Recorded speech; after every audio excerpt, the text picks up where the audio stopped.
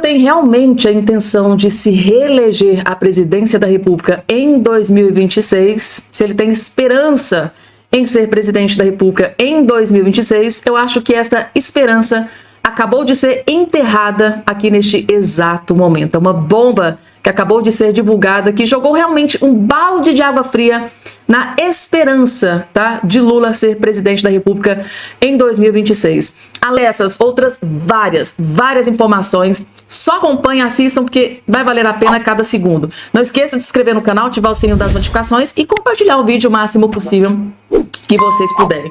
Vou dar início aqui, gente, já às piores notícias possíveis para o Lula da Silva, que tem a intenção, a esperança de se reeleger presidente da República em 2026. Larguem tudo que vocês estão fazendo, porque o Eduardo Bolsonaro, direto dos Estados Unidos, acaba de soltar uma bomba gigante envolvendo altas autoridades aqui no Brasil, altos figurões aqui no Brasil, gente, tá? Lula da Silva, Alexandre de Moraes, vejam só o que está para acontecer, gente, tá? Agora vocês vão começar a entender o desespero desse pessoal aqui no Brasil, vejam só. Eu volto aqui a uma pergunta do Otávio Guedes, da Globo News, quando ele perguntou numa entrevista para o nosso líder do PL, né, o deputado Sócrates Cavalcante, em que ele chegou e falou: olha, se o Trump aumentar a tarifa, vocês vão ficar a favor do Trump ou vão ficar a favor do Brasil? Então, calma aí, amigão. Vamos contar direito essa história, vamos contextualizar. O Lula está defendendo o interesse de quem quando ele fala a favor do Hamas?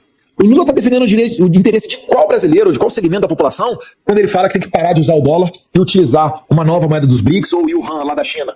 Quando o Trump já disse que vai aumentar em 100%, vai tarifar em 100% os países que não utilizarem o dólar. Por que ele está comprando essa briga? Essa briga não é nossa. Por que ele está comprando briga para parar de usar o dólar? Poxa, pelo amor de Deus, não está defendendo o interesse brasileiro. Então o Lula ele tem que botar na cabeça o seguinte, né? Existe um novo xerife na cidade, que é o que o J.D. Vance falou na Alemanha. Tem um novo xerife na cidade. E esse negócio de ficar tributando produto americano, à torta e à direita, e os Estados Unidos não fazer nada, esse tempo aí acabou. Então o Trump vai aplicar essa reciprocidade. E o melhor, né, que se você estivesse pensando no país, o melhor que você faria seria deixar, modéstia à parte, o deputado que mais tem entrada junto à administração Trump poder vir aos Estados Unidos e tratar dessas situações. É porque eu já sei, né, que se eu chegar na Casa Branca com todo esse poder, né, certamente não chegarei, porque eu não sou representante do governo e não faria parte do governo Lula, desse governo. Mas, se eu chegasse lá e falasse, olha, como já ocorreu no governo Bolsonaro, o Trump aumentou a tarifa do aço. Você chega lá e fala, amigão, tem como reduzir? A primeira coisa que o Trump vai falar é o seguinte, tem. Se você parar de advogar com relação ao fim do dólar americano, se você parar de defender o Hamas, se você tomar várias outras medidas que certamente o Lula não vai tomar, até porque ele sofre muita pressão dos concorrentes dos Estados Unidos, para que continue agindo dessa maneira frontalmente contra os norte-americanos, então não vai ter diálogo. Eu acho aqui, gente, tá? Porque eu tô vendo muito. Por que o Eduardo Bolsonaro tá endossando tanto essa questão? Porque tem muitos jornalistas militantes de esquerda que estão tentando derrubar o Eduardo Bolsonaro para colocar ele contra o Brasil. Ah, se o Donald Trump taxar o Brasil nessa questão do aço ou outras coisas, por exemplo, você vai ficar do lado do Donald Trump ou do Brasil? O que...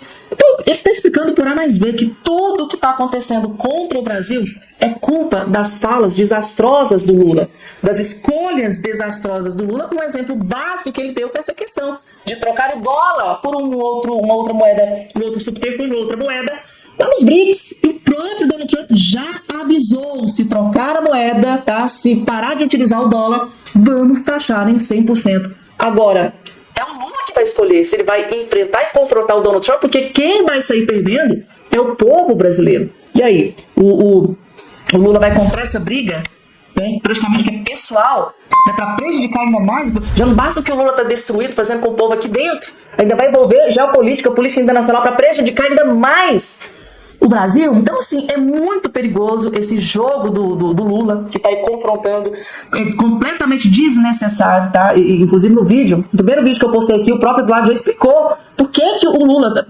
A pergunta que fica é, por que o Lula está fazendo tantos ataques contra o Donald Trump? É claro que o Donald Trump não vai ficar quietinho, gente. Quem vai sair perdendo com esses ataques gratuitos do Lula, da Janja? Quem vai sair perdendo é o povo brasileiro. Então não adianta esse pessoal querer colocar a culpa no Eduardo Bolsonaro, porque na verdade o Eduardo Bolsonaro vai ser a salvação do Brasil. Porque depois de tantas presepadas que o Lula faz, direcionado ao governo dos Estados Unidos, direcionado ao Donald Trump e Elon Musk, é o Eduardo Bolsonaro que pode ter que ir lá salvar o Brasil. De repente marcar uma reunião e dizer, olha, igual o pai dele, o Bolsonaro, olha, diminui a tarifa, a taxa, ou coisas, tipo assim, O Eduardo Bolsonaro, na verdade, é quem vai salvar o Brasil. Escrevam o que eu estou dizendo, gente, tá? Escrevam e depois vocês voltam a mencionar isso aqui pra mim novamente. Olha, segundo o Igor Gadelha, do Portal Metrópolis, ministros do Supremo Tribunal Federal avaliam, já nos bastidores, que o ato pró-anistia que foi liderado pelo ex-presidente Jair Bolsonaro ontem no Rio de Janeiro foi menor do que o esperado pelos organizadores. Ao longo do domingo, ministros do Supremo compartilharam entre si análises que apontavam um público entre 30 e 35 mil pessoas presentes na praia de Copacabana para esse ato. O cálculo, de acordo com o ministro ouvido sob reserva pela coluna do Portal Metrópolis, teria sido feito considerando a distância, a metragem quadrada e uma métrica de 3 pessoas presentes por metro quadrado. O número recebido por ministros do Supremo Tribunal Federal é 10 vezes menor do que o público de 400 mil pessoas calculado pela Polícia Militar. No entanto, maior que os 18.300 calculados por pesquisadores da Universidade de São Paulo. Todos os 3 números, o dos ministros do STF, o da PM do Rio e o da USP, são menores do que a expectativa dos organizadores, que diziam esperar 1 milhão de pessoas e depois 500 mil no ato. Nos bastidores, Pitoli, e aí talvez esse seja o principal ponto dessa reportagem, os ministros do Supremo Tribunal Federal avaliaram que o discurso de Bolsonaro na manifestação foi dos males o menor. A avaliação é que o ex-presidente não radicalizou tanto como em outros atos. Em sua fala, Bolsonaro, como nós vimos aqui na Oliveira de Brasil, defendeu a anistia para condenados pelo 8 de janeiro, criticou o inquérito do golpe e seu relator, o ministro do STF, Alexandre de Moraes, e disse que não pretende fugir do Brasil, entre outros pontos, né? O ex-presidente também voltou a dizer que teria sido prejudicado nas eleições de 2022, as quais perdeu para Lula. Bolsonaro ainda criticou o atual governo, comparando seus integrantes com seus ex-ministros. Outro ponto importante dessa reportagem. Na avaliação de ministros do Supremo Tribunal Federal, a manifestação não terá qualquer efeito no julgamento pela corte de Bolsonaro e de outros acusados de envolvimento do 8 de janeiro e também no inquérito de golpe. Viver na bolha dá nisso, né? Mesmo porque não tem voto. Veja, Olavo, essa engrenagem que a gente percebeu que já está carcomida, já está destruída da Constituição, que estes mesmos não respeitam. Tem ministros do Supremo que hoje, né? Talvez a Constituição sirva para fazer peso de porta, na mesa, aquela coisa toda. Ih, vai voar o papel, pega a Constituição ali. Para o papel não voar. Enfim, a gente percebeu que essa relação da teoria e da prática da Constituição nos trouxe alguns problemas. Por exemplo, a sabatina dos ministros. Sabatina dos ministros do Supremo feita por senadores que serão julgados posteriormente por esses sabatinados. Aí nós temos a questão do impeachment de ministros do Supremo, que só pode ser pautado por um único homem. Então a gente condena as decisões monocráticas do Supremo, mas temos uma decisão monocrática do Senado com relação às pautas de impeachment. Estou tentando mostrar que essa engrenagem está carcomida. E um dos principais pontos, entendo eu, seja a relação dos indicados para o Supremo Tribunal Federal partirem do presidente da República, como se dá hoje no Brasil, para algo que se dá vitaliciamente. Né? O cara fica ali para sempre. Nós temos mais quantos anos de Alexandre de Moraes ali, diante do Supremo Tribunal Federal, se não for empichado? Né? O cara vai ter os 75 anos, sem estar preocupado se vai ter que se reeleger na próxima eleição. Um recall da população, do ponto de vista, será que ele é um bom ministro ou não é? O cara está andando e andando, porque ele não depende do eleitorado. Salário ganha até 75 anos, todos os benefícios que nós já sabemos. Enfim, nós temos uma relação que não é legal hoje. Por quê? Porque exatamente promove algo na mesma linha que o João trouxe. Não estamos nem aí para o que vocês estão pensando da gente. Mas, ao mesmo tempo, me chama a atenção a preocupação dos mesmos em analisar as câmeras para saber quantas pessoas tinham. A preocupação para saber se o discurso de Bolsonaro foi mais radical ou menos radical. Ministro do Supremo, que, ao meu ver, tem que ser imparcial, simplesmente focado no que diz a lei, tem que estar preocupado com reação popular, Olavo? 2 pontos relevantíssimos. Agem como se fossem eleitos, mas votam andando e andando para o povo, não é? Parafraseando você. Esse binômio em relação a votos é extremamente interessante, porque se preocupam com a opinião da população, querem saber, querem influenciar a opinião da população, manifestam seus votos abertamente, não estão nem aí para as regras que orientam e determinam o comportamento a magistrados, é uma legislação. Mas para quê? Porque não tem quem fiscalize. Não há quem fiscalize um ministro do STF hoje diante perdão o neologismo, mas o capachismo do presidente do Senado e também de todo o Senado que não colocam pressão. mas votam a frase final do tal ministro ou ministros consultado por Gadelha. Aliás, é sempre interessante essas fontes, né? Mas vamos lá. Fala assim, isso não vai influenciar no julgamento, dane-se o povo. Ferre-se o povo, fazemos o que queremos, o que nos dá na cabeça. Pittoli bem colocou que semana passada houve uma modificação no entendimento do STF, até uma matéria da Veja interessantíssima, poucas linhas, vale a leitura.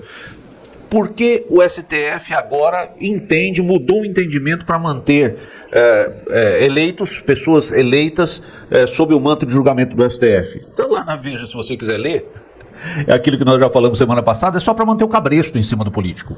Simplesmente para manter o cabresto em cima dos senadores que calados não pautam impeachment, que calados ferram o sistema de freios e contrapesos desse país. É isso. É o establishment que a gente tanto fala aqui. É o establishment que se retroalimenta, o governo federal retroalimentando o judiciário e o judiciário respaldando o governo federal, calando o legislativo. E quem é o legislativo? É o representante do povo. É o eleito.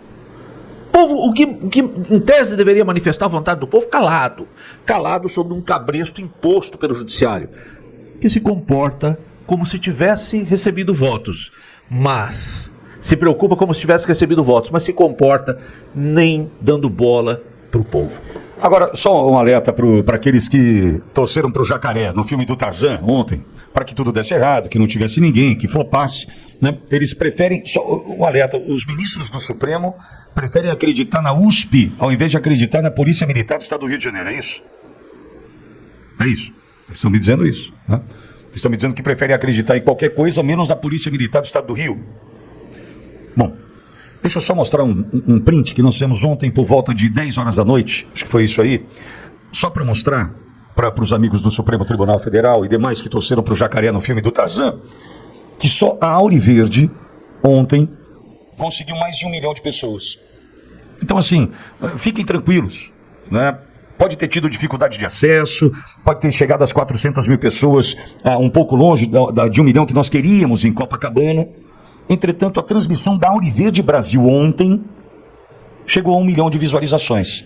1 milhão de pessoas com toda a dificuldade colocada pela plataforma. Com toda a dificuldade colocada pela plataforma Auriverde. Ontem, 1 milhão de pessoas. Então, assim, veja, eu não posso acreditar que seriam ingênuos de pensar que seria uma oportunidade única para aqueles que estavam em Copacabana. É por isso que nós, da Auriverde Brasil, assim como a Oeste, Didi, dentre outros, nos mobilizamos para fazer com que a transmissão chegasse mais longe ontem. Para que a gente, através de um canal como esse da Auriverde, pudesse chegar a 1 milhão de pessoas. Não sei o que estou dizendo, tá aí o número, tá printado. Isso aí é o número do YouTube. 1 milhão de pessoas nesse Brasil. Então nós somos hoje, só na Auriverde, 1 milhão de brasileiros que acompanhamos o que aconteceu em Copacabana ontem. Então, ministros, não é pegar o ônibus lá de Quixeramobim e descer para o Rio de Janeiro. É estar em Quixeramobim e assistir a transmissão, entender a mensagem, o que foi dito ali. É isso. Ou vai achar que vai todo mundo para Copacabana e só quem estava ali, como o PT adora fazer, em eventos controlados, só aquele teria acesso ao conteúdo? Não. Aí entra a Auriverde e demais canais que fizeram a sua parte. Então, só a Auriverde, ontem, 10 da noite, já tinha esse número de mais de 1 milhão de pessoas alcançadas. Pode-se somar aos 30, 40, aos 18 mil da USP, aos 400 mil da Polícia Militar do Estado do Rio de Janeiro e faça as suas contas, Olavo. E lembrando, Pittoli, que nós estamos numa nação empobrecida. O brasileiro está empobrecido por uma sobrecarga de impostos, está empobrecido por uma inflação gigantesca, está empobrecido por ter dificuldade em comprar comida, em comprar o mínimo do seu cafezinho. E muitas vezes não teve dinheiro para o ônibus, para sair, para ir até Copacabana, não teve dinheiro para uma viagem interestadual ou intermunicipal, mas a Auriverde Brasil fez o seu trabalho. 1 milhão e 500 mil, tá bom? Vamos lá? Vamos trabalhar? Somando, né? Mas vamos embora, vamos trabalhar. O Bolsonaro, aqui nesse dia de hoje, inclusive saiu também na CNN. Eu vou trazer também aqui para vocês, gente. Eu gosto de trazer a notícia completa. Tá aqui na tela para todos vocês, gente. Prestem muita atenção porque a notícia não é boa, como diz o meu conterrâneo, o cantor Leonardo, lá de Goiás. A notícia não é boa, a notícia é excelente. Tá aqui, gente, na tela para vocês, tá? Bolsonaro diz que problema com o Kassab acabou e que PSD é pró-anistia, ou seja, o PI PSD vai estar junto com o Bolsonaro na luta, na aprovação pela anistia. Eles tinham, gente, estavam arranca-rabo, tinha uma treta lá entre o Gilberto Kassab, né, o todo-poderoso do PSD junto com o Bolsonaro, e o Bolsonaro passou por cima de tudo em prol, né, do pessoal do 8 de janeiro. O ex-presidente Jair Bolsonaro afirmou que resolveu o problema que tinha com o presidente nacional do PSD, Gilberto Kassab, que o partido estará ao seu lado em busca da anistia para os condenados pelos atos do 8 de janeiro, tá? Tem gente boa em todos os partidos. Eu, inclusive, há poucos dias tinha um velho problema, né? E resolvi com o Kassab em São Paulo. Ele está ao nosso lado com a sua bancada para aprovar a anistia em Brasília. Todos os partidos estão vindo, disse Bolsonaro durante o evento em Copacabana, no Rio de Janeiro, neste domingo. Por que eu estou dizendo para vocês que isso aqui é uma das melhores notícias do ano, gente, tá? Porque todos vocês sabem que o maior foco, o maior objetivo nesse momento, neste exato, claro que ele tem muitos problemas para resolver aí mais para frente, mas neste momento o principal foco e objetivo do Bolsonaro é aprovar o projeto de lei da anistia. E eu vi um monte de jornalistas dizendo, depois da denúncia da PGR, né, do Paulo Gonet do Lula contra o Bolsonaro lá no STF, o Gilberto Kassab vai abandonar o Bolsonaro. Depois da denúncia da PGR, os outros partidos que vinham acenando pro Bolsonaro vai virar as costas pro Bolsonaro. E o Bolsonaro hoje, tá? Durante o evento, ele acabou de confirmar, ele acabou de anunciar que sim, Gilberto Kassab do PSD, além de outros partidos do centro, tá? Porque de direita nós já temos. Esquerda não precisa nem contar, né, gente? Tá ali coligado com o Lula e com o PT. Mas o partido de centro, gente, é quem resolve a parada. É quem tem o maior número de votos dentro do parlamento, dentro do Congresso Nacional. Então, esse era o principal foco e objetivo do Bolsonaro em uma reunião que aconteceu. E adivinha, intermédio de quem? Exatamente, do Tarcísio de Freitas, gente. Tarcísio de Freitas, ele fez, né, a ligação entre o Gilberto Kassab, marcou um almoço, né, uma reuniãozinha ali, aconteceu.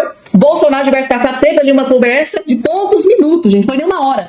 Mas saiu dali com a notícia extraordinária, melhor notícia do ano, de que agora, mais do que nunca, o projeto da anistia tem tudo para ser aprovado dentro do Congresso Nacional. Só basta o Hugo Mota, né, gente, colocar para votação. Que notícia extraordinária. Agora, gente, partindo aqui para a próxima informação, que não é muito boa para Lula da Silva, né? Governo Lula derrete enquanto o Brasil afunda na inflação. Quanto mais a inflação derrete o Lula. O Lula está simplesmente acabado. Isso ele fez com as próprias mãos, né? Tá aqui. No presente artigo, isso aqui, gente, foi o Ives Gandra, tá? O Ives Gandra, um dos maiores juristas do Brasil. Ives Gandra simplesmente detonou e destroçou Luiz Inácio Lula da Silva aqui nesse editorial. No presente artigo, farei algumas considerações sobre a queda de popularidade do presidente Lula, que passou de 37 para 24. E sobre o aumento da inflação no país. Quero comentar a recente pesquisa da Quest, né, e consultoria em 7 estados, que representam 62% da população brasileira. Vejamos, pois, os números da avaliação do governo Lula. No estado de São Paulo, 55% dos entrevistados julgam o governo negativamente e apenas 16% positivamente. Na Bahia, a avaliação positiva é de 30%, enquanto a negativa chega a 38%. Em Goiás, a negativa é 58% e a positiva é 18%. No Rio Grande do Sul, a negativa é 52% e a positiva é 19%. Em Minas Gerais, a negativa é 51% e a positiva é 22%. No Paraná, a negativa é 59% e a positiva é 20%. Apenas em Pernambuco, a avaliação positiva se aproxima da negativa. A negativa é 37% e a positiva é de 33%. Mesmo assim, ainda saiu derrotado no Pernambuco, Lula da Silva. No Rio de Janeiro, a negativa é de 50% e a positiva é 19%. Percebe-se, portanto, que o governo Lula está derretendo. O Lula muda sua política ou, evidentemente, será condenado a passar para a história como o pai da inflação. E se tem algo que nenhum brasileiro deseja, é que a inflação volte para o país. Gente, em se tratando, tá, de um comentário do Ives Gandra, é a pior coisa que pode acontecer na menção a um político brasileiro, que é um dos maiores juristas do Brasil, mais renomados, respeitados não só no Brasil, mas no mundo inteiro, dizendo que o Lula trouxe aqui os números, tá? Para ser de conhecimento de todos. O Lula simplesmente está acabado. O Lula está sendo aniquilado, alijado da política brasileira. E o Lula ainda corre o grande risco de sair da política brasileira da forma mais humilhante, conhecido como o pai da inflação. Imaginem, né? Daqui 10 anos, 20 anos, 30 anos, daqui 50 anos, né? As mídias lembrarem do Lula como o pai da inflação, com a maior inflação que o Brasil já teve, porque até agora A maior inflação que aconteceu foi aqui, nesse desastre desse desgoverno Lula. Imaginem essa pecha, mais essa pecha grudada aí na testa do Lula, pai da inflação. Aí é o último prego no caixão das intenções do Lula em ser presidente em 2026. Gente, é isso, eu vou ficando por aqui, ó. Até o nosso próximo encontro. Até lá.